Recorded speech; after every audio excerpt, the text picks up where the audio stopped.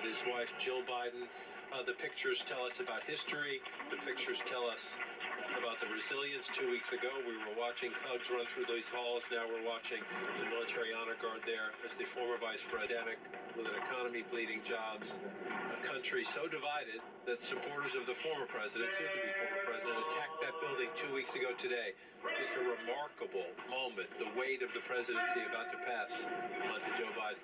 Evan Osnos is with us, the Biden exceptional for this man, Evan.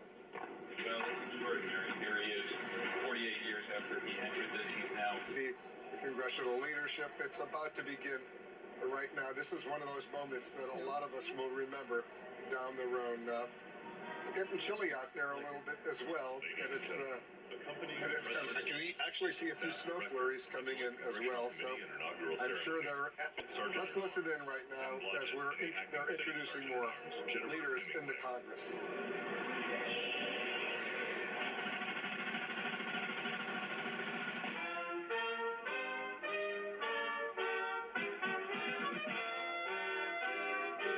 Ladies and gentlemen, the President-elect of the United States, Joseph Robinette Biden Jr. and Dr. Jill Biden.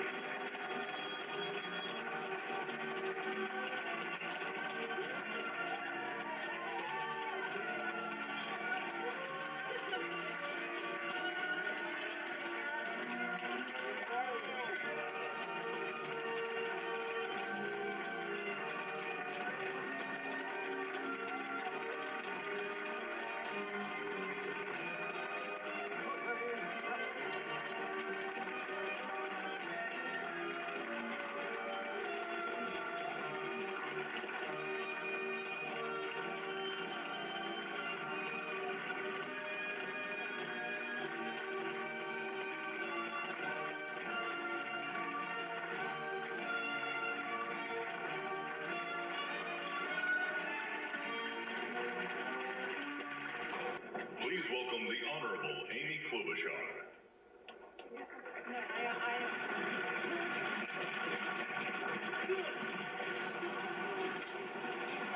Vice President Pence, this ceremony is the culmination of 244 years of a democracy, guardians of our country.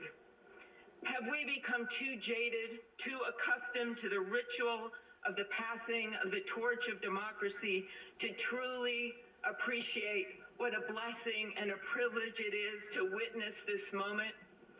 I think not.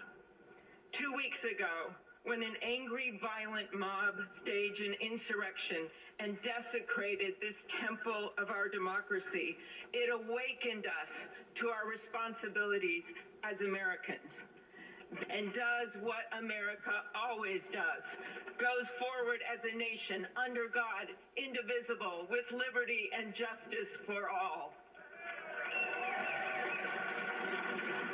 This conveyance of a sacred trust between our leaders and our people takes place in front of this shining Capitol dome for a reason.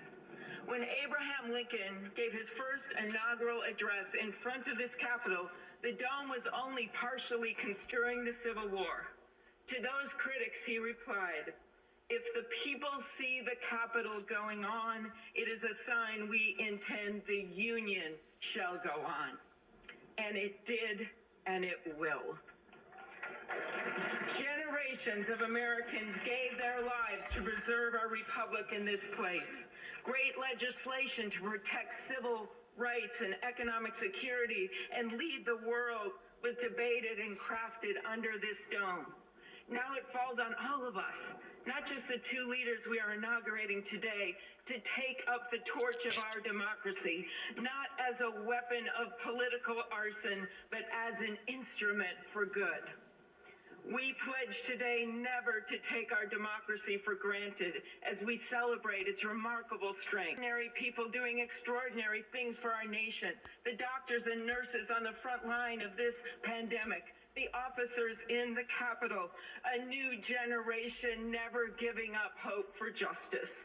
We celebrate a new president, Joe Biden, who vows to restore the soul of America and cross the river of our divides to a higher plane.